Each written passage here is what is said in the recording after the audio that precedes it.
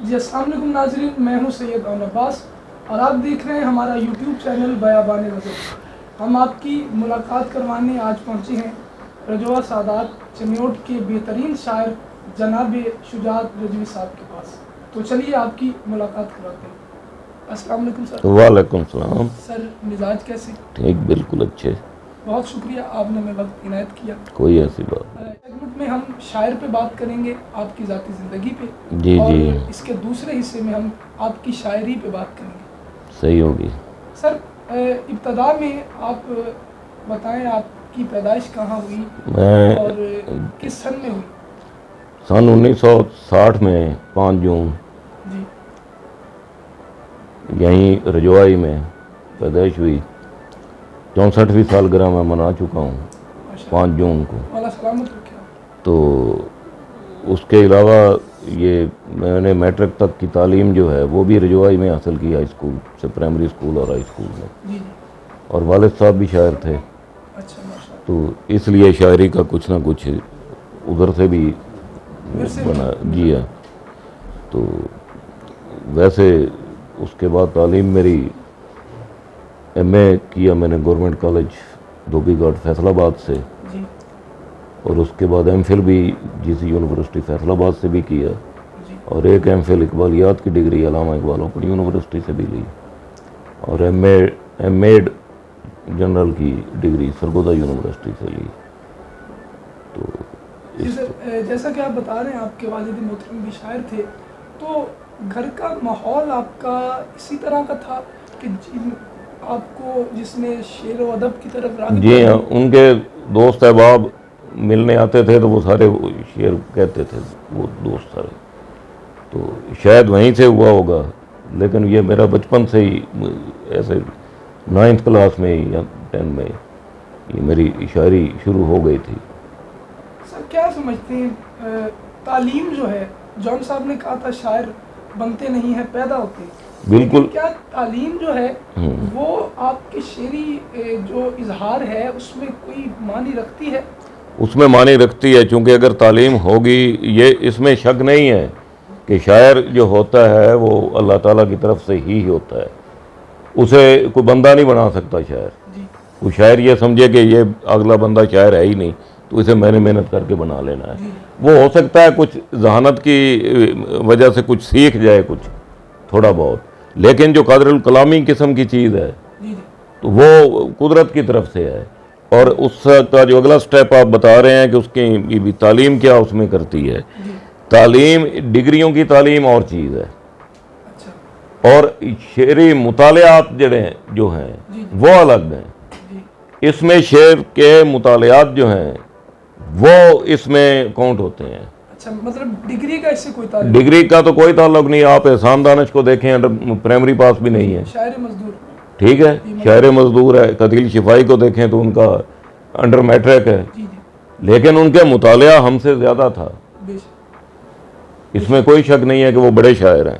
جی سر، اور اگر ساگر صدیقی کو دیکھیں تو وہ تو سڑکوں پہ رل جانے والا شاعر ہے، ایسے ہی، تو لیکن اس کے پاس ڈگریاں نہیں ہیں، شاعر بہت بڑا ہے۔ اب احسان دانش کا کلام یونیورسٹی میں پڑھایا جا رہا ہے، بالکل، خود وہ پرائمری بھی نہیں ہے۔ جی، تعلیم سے تعلق اس کا جو ہے وہ یہ ہے کہ مطالعہ اس کا ہونا چاہیے۔ یعنی کہ جو غالب نے کہا، غالب سریر خامہ نوائے سروش ہے، سروش ہے، بالکل۔ یہ آتے ہیں ایسے ہی، آتے ہیں غیب سے یہ مضامین خیال میں، مضامین خیال، اس میں کوئی شک نہیں۔ میرا اپنا ایک شعر ہے کہ شاعری تو خدا ہی دیتا ہے، اس میں کوئی شک نہیں، لیکن اسے جو چمکانا ہوتا ہے اسے مزید ریاضت کا اس میں تعلق ہے۔ جی، یعنی کہ شاعری جہاں اظہار کا ذریعہ ہے وہاں پہ یہ ایک فن بھی ہے۔ فن تو ہے، جی اسے بھی سیکھنا پڑتا ہے جی، بیشتر، لیکن ایسے ہی ہے کہ جیسے آپ کے پاس اگر بنیادی اس سکیل ہی نہیں ہے سیکھنے کی تو آپ سیکھ بھی نہیں پائیں گے۔ جی، میرا ایک شعر ہے کہ بے شک خدا نے دی ہے شجاعت یہ شاعری، واہ، بے شک خدا نے دی ہے، خدا نے دی ہے شجاعت یہ شاعری، ہم اس کے ساتھ ساتھ ریاضت پسند ہیں، واہ، ہم اس کے ساتھ ساتھ ریاضت، ریاضت پسند ہیں۔ ہم اگر اسے خود بہتر نہیں کریں گے تو وہ اپنے آپ بہتر نہیں ہوتی، اترتی تو اپنے آپ ہی ہے، لیکن اسے سنوارنے بنانے کے لیے آپ کے پاس اس طرح کی صلاحیتیں موجود ہونی چاہیے۔ ایک بڑا اچھا پیغام ہے جو نوجوان لکھنے والے ہیں کہ صرف آپ کا جو یہ شعر کی طرف آ جانا کافی نہیں ہے، مشق سخن جاری اور چکی کی مشقت بھی، تو آپ کو مشق سخن بھی کرنی پڑے گی۔ قبلہ آپ اس کے لیے اساتذہ کو پڑھنا، معروف شعراء کو پڑھنا تو وہ کام دیتا ہے۔ اس کے ساتھ ساتھ یہ ادبی نشستیں، شعری نشستیں، وہ اس میں بہت اہم کردار ادا کرتی ہیں کہ جب وہ ان لوگوں میں بیٹھتے ہیں تو اس سے وہ ان کا حوصلہ بھی بڑھتا ہے اور ان کی صلاحیت میں بھی اضافہ ہوتا ہے۔ یہی کام جو آپ کر رہے ہیں کہ دوستوں کو اکٹھا کیا، بٹھایا، تو یہ بھی آپ کے لیے نا ادب کی بہت بڑی خدمت کر رہے ہیں آپ۔ جی سر، تعلیم کا آپ نے بتایا، پیدائش کا بتایا، اس کے بعد ہر نوجوان کو جو مسئلہ درپیش ہوتا ہے وہ مسئلہ روزگار کا ہوتا ہے۔ فیض صاحب نے کہا تھا دنیا نے تیری یاد سے بیگانہ کر دیا، تجھ سے بھی دل فریب ہیں غم روزگار کے۔ تو غم روزگار کے جو ہیں وہ سب نے دیکھے ہیں۔ میں آپ کا کیا تجربہ رہا؟ اکیلے فیض نے یا شجاعت رجوی کا یہ مسئلہ نہیں ہے، یہ پوری نسل نو کا سب کا ہے کہ اس میں وہ کیسے ہوتے ہیں۔ میری جو پہلی کتاب آئی تھی ترک تعلق، وہ سن 1973 سے لے کے 60 کی پیدائش ہے، 13 سال کا تھا جب میں نے پہلی غزل کہہ لی تھی۔ تو سن 1973 سے لے کے سن 2000 تک کے کلام کا انتخاب ہے، اور وہ بے روزگاری کا ہی ہے، اس میں زیادہ تذکرہ جو ہے۔ ہم نے کتنا مشکل سفر ہمارا ہے، کتنا مشکل سفر ہمارا ہے، راستہ بے شجر ہمارا ہے، راستہ بے شجر ہمارا۔ ہم نے محنت کے بیج بوئے تھے، ہم نے محنت کے بیج بوئے تھے، بے یقینی ثمر ہمارا ہے۔ تو اس سے دو چار ہم رہے ہیں، پہلے بھی رہے ہیں، لیکن میں نے حوصلہ نہیں آ رہا، ہمت نہیں آ رہی، تو میں اب ریٹائرڈ ہوا ہوں، تو سینئر سبجیکٹ اسپیشلسٹ اردو یہ ایلیمنٹری کالج چنیوٹ میں رہا ہوں، تو 18 گریڈ میں ریٹائر ہوا ہوں۔ ہاں جی۔ اچھا سر، جیسے روزگار کی بات ہوئی، تعلیم کی بات ہوئی، ایک سوال میرے ذہن میں آتا ہے کہ شاعر جو ہے، جیسے ضیاء مسکور کا شعر ہے کہ بڑے خراب عقیدے ہیں بستی والوں کے، مجھے تو یہ کسی شاعر کا کام لگتا ہے۔ مجھے تو شاعر کسی معاشرے پر اثر انداز ہوتا ہے؟ ہاں، یہ بڑی اہم بات ہے کہ کیا شاعر اثر انداز ہوتا ہے، معاشرے میں کیا کردار ہے شاعر کا، کیا کردار ادا کرتا ہے۔ اب افلاطون نے تو یہ کہا کہ شاعر نقل در نقل کرتا ہے، کہ پہلے خدا کے ذہن میں جسے آیان وہ کہا گیا، تصویر کائنات، تو کائنات کی تصویر اس کے ذہن میں موجود خدا کے ذہن میں تھی، پھر اس نے اس نقشے کے مطابق، جس طرح ہم ایک نقشہ کاغذ پہ پہلے ہمارے ذہن میں آتا ہے، پھر ہم کاغذ پہ بناتے ہیں، اس کے بعد وہ بلڈنگ تعمیر ہوتی ہے، تو یہ خدا کے ذہن میں جو نقشہ کائنات کا تھا، پھر اس نے اس نقشے کے مطابق کائنات بنائی، تو یہ ایک نقل ہو گئی۔ تو شاعر جو اٹھتا ہے تو وہ اس کی بنی بنائی چیز کو جب بیان کرتا ہے تو وہ تیسرے درجے کی نقل میں جا پڑتا ہے۔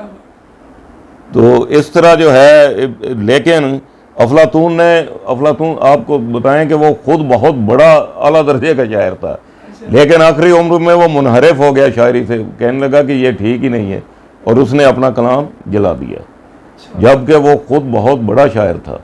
لیکن پھر اس نے کہا کہ یہ شاعر خود تو لکھتے ہی نہیں ہیں، ان پر تو شاعری کی دیوی مہربان ہو جاتی ہے تو لکھ دیتے ہیں، اور پھر وہ جیلس بھی ہو گیا۔ وہ چونکہ بنیادی طور پر شاعر ہونے کے ساتھ ساتھ فلسفی تھا زیادہ، تو لوگ فلسفیوں کو تو سمجھ نہیں پاتے پوری طرح، تو شاعروں کے ارد گرد وہ جمگھٹے لگا لیتے ہیں، تو وہ جیلس بھی ہو گیا اس بات سے، تو اس نے کہا یہ شاعروں کو تو بستی سے نکال دینا چاہیے، تو انہیں باہر جا کے پھولوں کے ہار پہنائیں، خوشبوئیں لٹائیں، اور انہیں باہر ہی بھیج دیں، اندر سے آنے دیں۔ تو یہ مطلب شاعروں کے بارے میں رہا ہے۔ تو باقی رہ گئی خراب ہونے کی، تو نہیں، میں خراب نہیں ہوتے، میں بتاتا ہوں خراب کون ہے۔ اگر ہم دونوں ایک ہی کیٹیگری کے لوگ ہیں تو ہم دونوں ہی اچھے ہیں۔ آپ جو خیالات آپ کے ہیں میرے ہیں، تو میں آپ کے لیے اچھا ہوں، جو آپ میرے لیے اچھے ہیں۔ اگر متضاد خیالات آئیں گے تو دونوں ایک دوسرے کے لیے خراب ہیں، دونوں ہی ایک دوسرے کے لیے خراب ہو جاتے ہیں۔ شاعر جو ہے وہ عدم مطابقت کا شکار ہے معاشرے میں. معاشرہ جو کچھ دیکھتا ہے، سنتا ہے، کرتا ہے، شاعر اس سے یکسر مختلف ہے. جی وہ اس کے لیے زیادہ بہتر سوچتا ہے. جب وہ زیادہ بہتر سوچتا ہے تو وہ زیادہ بہتر بیان بھی کرتا ہے. جب وہ بیان کرتا ہے تو معاشرہ کہتا ہے یہ بگڑا ہوا ہے. کیا بات. معاشرہ یہ کہتا ہے جی جی. بگڑے ہوئے نہیں ہیں. اچھا شاعر ٹھیک. ہاں اچھا سر، آپ کی گفتگو سے دو سوال آئے میرے ذہن. ہاں جی. آپ نے افلاطون کی بات کی، ارسطو نے بھی اسی کے ضمن میں ایک بات کہی تھی. یورپ میں ایک عرصہ تک یہ کہا جاتا رہا ہے کہ پوئٹری از اے میجک لینٹرن، کہ جو شاعری ہے یہ ایک ایسا چراغ ہے، یہ تب روشن ہوتا ہے جب جہالت زیادہ ہو. اس بات میں کتنی حقیقت اس میں حقیقت ہے؟ ایسے ہی حقیقت ہے کہ نبوت کی ضرورت بھی وہاں پیش آتی ہے جہاں بدو زیادہ ہوں. کیا بات. نبوت کی ضرورت بھی وہاں بھی شادی. وہاں پیش آتی ہے. اللہ تعالیٰ جہاں محسوس کرتے ہیں کہ یہ اب نبوت کی یہاں ضرورت ہے، تو وہاں جہاں جہالت اور بدو زیادہ ہوتے ہیں تو نہیں چلن دو. بات نہیں، معاشرہ انبیاء کو خراب کہتا رہا ہے. جی معاشرہ انبیاء کو خراب کہتا رہا ہے. مانیں گے کہاں، ادم صاحب کا شعر ہے، جی مانیں گے کہاں میری محبت کو ستم گر، ہاں. مانیں گے کہاں میری محبت کو ستم گر. یہ لوگ تو کہتے تھے نبوت بھی جنوں ہے. یہ لوگ تو کہتے تھے نبوت بھی جنوں ہے. ہم تو شاعر ہیں، میرا اپنا شعر ہے. ہم تو شاعر ہیں، صرف شاعر ہیں. ہم تو شاعر ہیں صرف شاعر ہیں. اور لوگ نبیوں کو مار دیتے تھے. کیا بات. ہم تو شاعر ہیں، صرف شاعر ہیں، لوگ نبیوں کو مار دیتے تھے. اب آپ جو یہ کہہ رہے ہیں کہ معاشرے کے لیے یہ خراب ہیں، معاشرے کے لیے خراب نہیں ہے. معاشرہ سمجھتا ایسے ہے کہ ہمارے لیے خراب ہیں. خراب. معاشرے میں سچائی نہیں ہے. معاشرہ تو ان پڑھ اور جاہلوں کا بھی ہوتا ہے. اس میں کیا کہہ سکتے یعنی ہیں؟ کہ جو معاشرہ ہے وہ حقیقت پسندانہ نہیں رہا کسی بھی.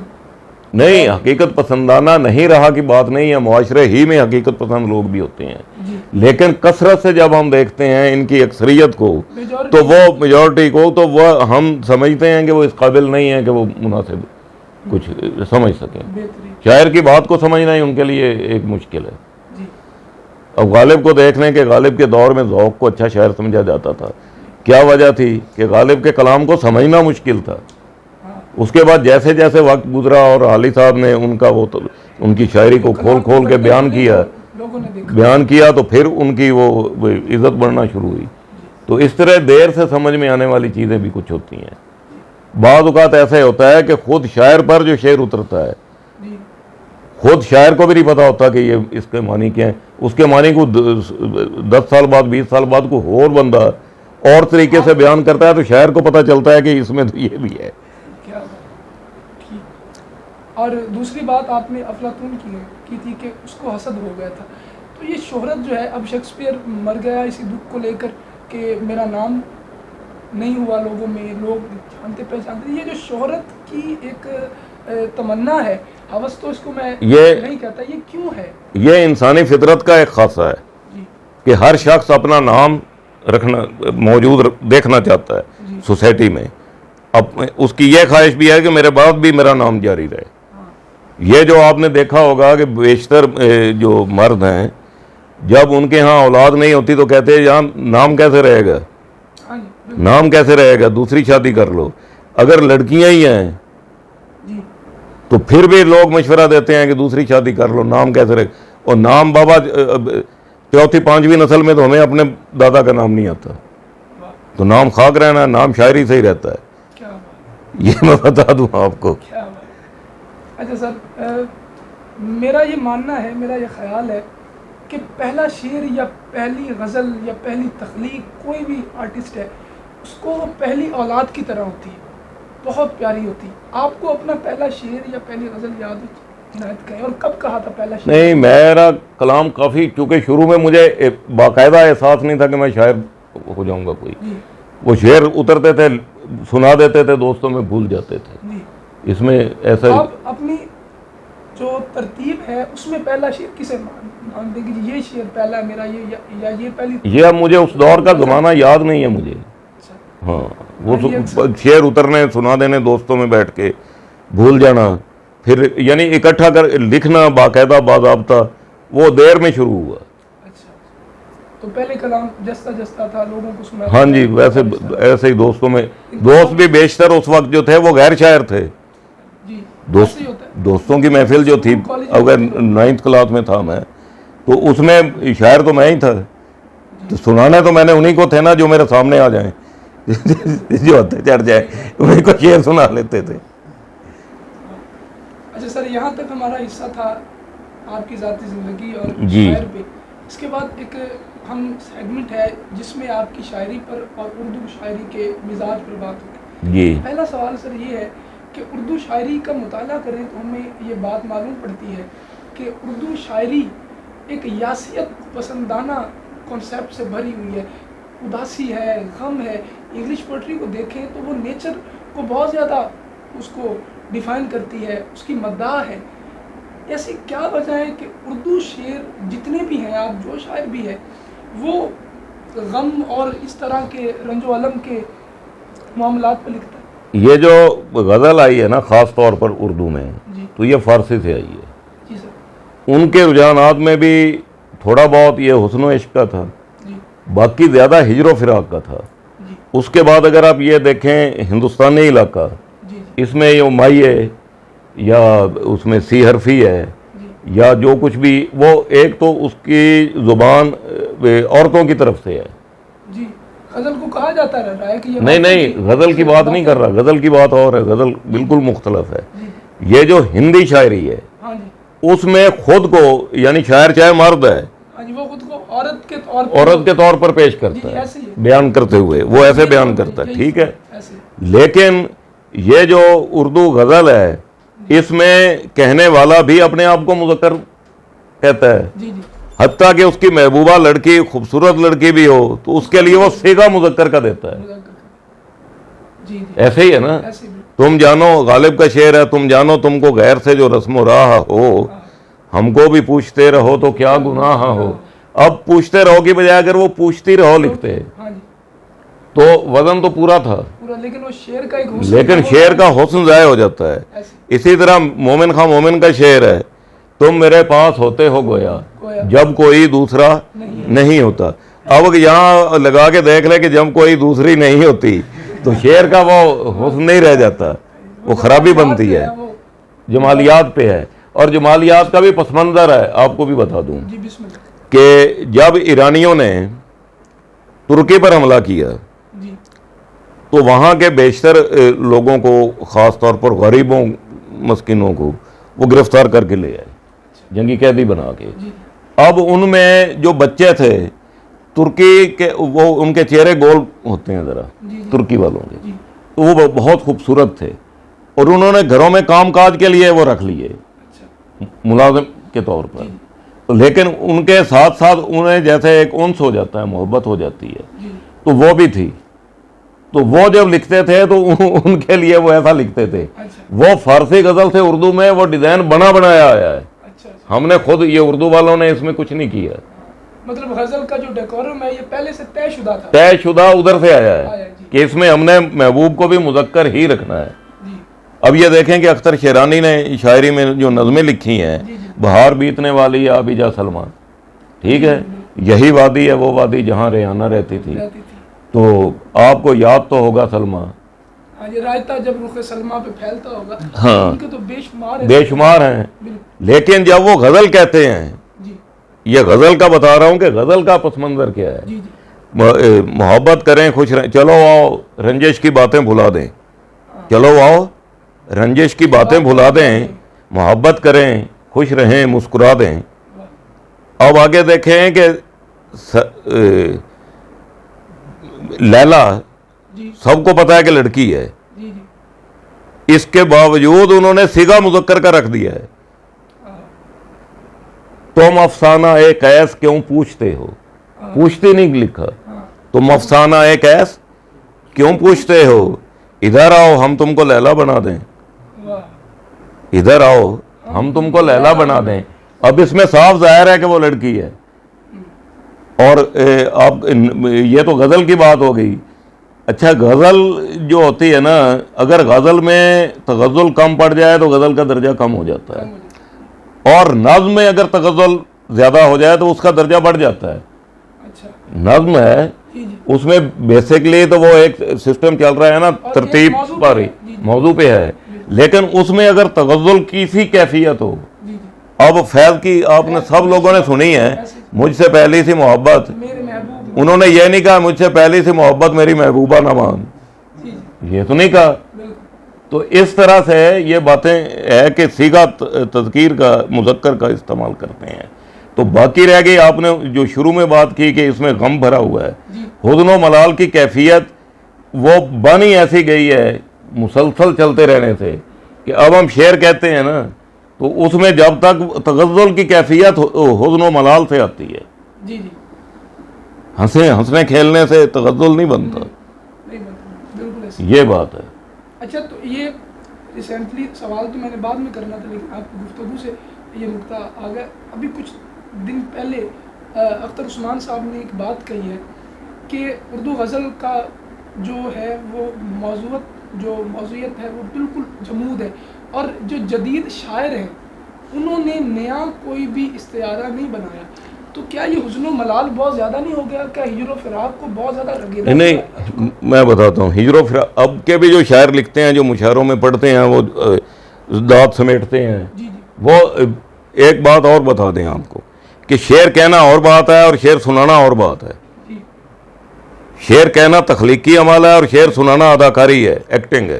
जी जो ज़्यादा अच्छा एक्टर है परफॉर्मेंस वो दाद ज़्यादा ले जाएगा। जी अगर औन आबाद साहब एक्टर अच्छे हैं, गज़ल मेरी है, मैं सुनाता हूँ, दाद नहीं समेटता हूँ, वही गज़ल ये सुना देते हैं तो हुल्लड़बाजी हो जाती है कि वाह जी वाह, वाह जी वाह। तो ये एक बात ये है इसमें। बाकी रह गई कि हुज़्न व मलाल से नहीं निकलता। जब तक शायरी क्या है, क्या ये हमारी ज़िंदगी का एक इजहार है, जी तो जब तक हमारे इंसानों में से हुज़्न व मलाल की कैफियत नहीं निकलेगी, जी हमारी तख्लीकात में से कैसे निकलेगी? बिल्कुल वो निकल सकती ही नहीं है। बेशक। अलबत्ता इसके मौज़ूआत में फैलाव भी आया है, और उसकी यह बात मैं नहीं मानने का कि इस्तारा और नहीं आया। इस्तिआरा नहीं बना। इस्तारे तो बहुत से लोगों ने नए नए दिए हैं, जी ये तो कुछ नहीं। अब रेल की पटरी जो है, इसके इस्तारे शकीब जलाली की किताब में देखें आप, सरवत के हाँ ये मिलते हैं, आंस मोइन के यहाँ मिलते हैं। बिल्कुल तो बहुत से लोगों के यहाँ बहुत से इस्तारे नए अजीब अजीब मिलते हैं, जी उन्हें बात औक़ात समझ में भी नहीं आती बात, जी जी ये भी होता है। ठीक। तो उनकी इस बात से इत्तफाक नहीं हम कर सकते कि बहुत बड़े शायर हैं, जदीद गज़ल ने कोई मैं उनका एहतराम करता हूँ, मुझे याद नहीं है ऐसे, लेकिन ये जो इस्तारा है ये मुख्तलिफ जगहों के लिए लोग इस्तेमाल करते हैं। बहुत से शायरों ने किया, पढ़ते रहते हैं, लेकिन अब भूलने भी लगे हैं कुछ, तो ये भी बात है। फिराक ने कहा था हजार हा इशारे पाएंगे तलाश शर्त है, कदीम फिक्रियात में जदीद फिक्रियात में। जो कदीम और जदीद की एक बहस हमारी गुफ्तगू वही हो रही। एक गज़ल रिवायत की गज़ल है, एक गज़ल जदीद गज़ल है, इसमें क्या फ़र्क है? नया शेर इसमें अदाकारी क्या है? जदीद जो है ना, जदीद गज़ल और कदीम गज़ल, जी कदीम गज़ल में बेशतर ये हुस्न व इश्क के जी मौज़ूआत का एक तो फ़र्क है।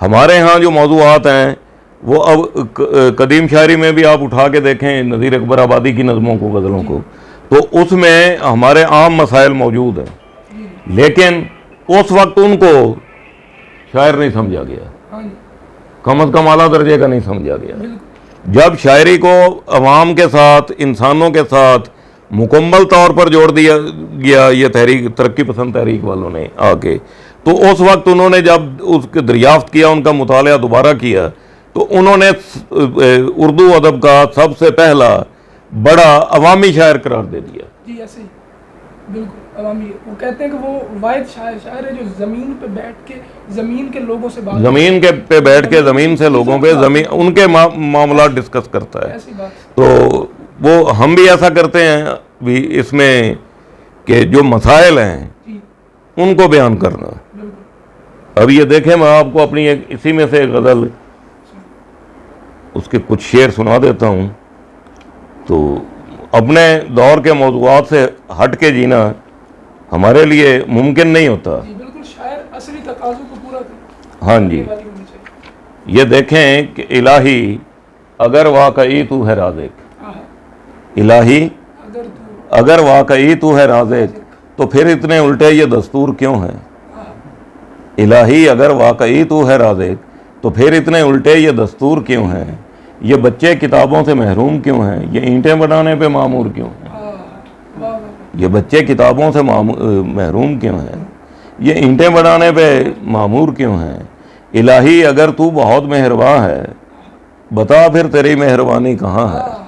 क्या कहने। इलाही अगर तू बहुत मेहरबान है बता फिर तेरी मेहरबानी कहाँ है। बहुत सख्त गर्मी में फूलों से बच्चे भी रिक्शे चलाने पे मजबूर क्यों हैं। बहुत सख्त गर्मी में फूलों से बच्चे भी रिक्शे चलाने पे मजबूर क्यों हैं। इलाही अगर तेरी रहमत है बरहक तो फिर वायदों को है तकलीफ़ कैसी। ये लोग अपने नापाक हाथों से करते मुक़द्दस प्यालों को मकसूर क्यों हैं। इलाही अगर वाकई तू है कादिर तो फिर औन क्यों हैं ज़मींदार अक्सर। जो गंदम उठाते हैं मेहनत, जो गंदम उगाते हैं मेहनत से अपनी, वही लोग महरूम व मकहूर क्यों हैं। मिलों कारखानों के मालिक तो हंसते हुए रहते हैं ठंडे कमरों में बैठे। परेशानियों के कड़े दायरों में मिलों कारखानों के मजदूर क्यों हैं। इलाही अगर तू है रहमान तो फिर, इलाही अगर तू है रहमान तो फिर शुजाअत की किस्मत में महरूमियाँ क्यों। इलाही अगर तू है मेहमान तो फिर शुजाअत की किस्मत में महरूमियाँ क्यों। निगाहों को लगते हैं जो लोग अच्छे, निगाहों से वो भागते दूर क्यों हैं। तो ये हमने सारा जो देखते हैं उसे लिखते भी हैं।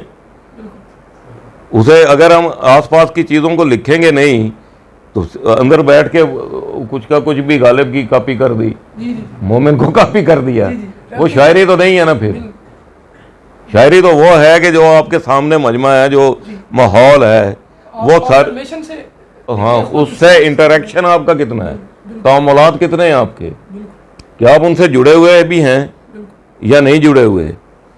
तो ये राइटर जो है, चाहे नसर निगार हो चाहे शायर हो, उसे अपने अवाम से रब्ता जो है वो ख़त्म नहीं कर सकता। आखिरी सवाल करके सर रहमत तमाम करते हैं हम आपके। बड़ा अच्छा लगा मुझे और आपका इंटरव्यू करने को, जिसने मुझे बहुत उभारा। वो मैं हैरान हुआ हूँ आपकी किताब रोशनी को देखकर। यानी इतनी बड़ी सआदत आपके ज़हन में ये ख्याल कैसे आया कि एक खुदा का कलाम है, उसको आप तर्जमा कर रहे हैं, और ये सआदत कैसे, ये कब ख्याल आया। अच्छा, इसमें एक बात जो है ना आपने फरमाई के तर्जमा कर रहे हैं, वो मैं दो टोक और वाज़े बता देना चाहता हूँ, ये इंटरव्यू के ज़रिए भी बाहर भी बात फैले कि मैंने तर्जमा नहीं किया, मैंने तर्जमे को मंजूम किया है। अच्छा, ये बात ये मुख्तलिफ है। अगर मैं अरबी इस दर्जे की नहीं जानता हूँ कि मैं उससे बराह रास्त अरबी पढ़ के तर्जमा करूँ। मैंने, मेरे ज़हन में ये बात आई कि जिस खुदा ने ये शायरी का हुनर दिया है, इतना कुछ दिया है मुझे, तो मैं इसी शायरी के ज़रिए खुदा के कलाम को भी जितना मुझसे हो सकता है उसे अपने एरियाज़ में, अपने ये उर्दू समझने वाले तबके में उसे इस तरीके से बयान करूं कि वो इनकी तरफ रग़बत हासिल करें। तो मैंने पहला सिपारा नहीं, सॉरी, सूरह फातिहा के साथ ही सूरह बकरा मुकम्मल, वो 2.5 सिपारों में है, मैंने वो तर्जुमा शायरी में की है। उसके बाद सूरह आले इमरान है, 190 आयात की है, उसमें भी मैंने 180 के करीब कर ली हैं। और उसके बाद मैंने आखिरी सिपारा, सारी सूरतें जो हैं वो शायरी में तर्जुमा की हैं। और उसके बाद ये सूरह यूसुफ और सूरह रहमान, तो ये भी मैंने, ये रोशनी की सूरत में शाये भी हो गई हैं। तो ये अल्लाह की देन है। तो गालिब ने कहा था, जान दी हुई उसी की थी, हक तो ये है कि हक अदा ना हुआ। तो ये शायरी अल्लाह की दी हुई एक नेमत है, हमने उसके लिए जो कुछ किया है वो हक अदा नहीं कर पा रहे अभी। जो हमारी ख्वाहिश थी कि हम सारा कुरान करते, लेकिन मैं ये महसूस कर रहा हूँ कि अब मेरे में वो हिम्मत शायद ना रहे। 64 साल उम्र हो गई है, अब आगे पता नहीं कितना जीना है। तो अगर अल्लाह, ये एक और बात भी है कि ये ऐसे काम जो ये मैं कर रहा हूँ, ये हिम्मत और इस्तेदाद से ज़्यादा तौफीक से ताल्लुक़ रखते हैं कि अगर अल्लाह ताला तौफीक देता है तो हो जाते हैं, तौफीक नहीं देता تو ہم وہ نہیں کر پاتے. बेशक تو ہماری شاعری میں اگرچہ حسن و عشق کے فسانے بھی اس میں موجود ہیں, ساری باتیں ہیں, لیکن وہ فرضی نہیں ہیں. جسے مولانا الطاف حسین ہانی نے لکھا تھا نا کہ یہ شاعر جگالی کر رہے ہیں, کہ اس کو پڑھ لیا, اسے اپنے لفظوں میں اگل دیا. ایسا کچھ نہیں ہے. ہم جو دیکھتے ہیں, جس سے فیلنگ لیتے ہیں, جس سے محسوسات ہمارے بنتے ہیں, ہم انہیں کو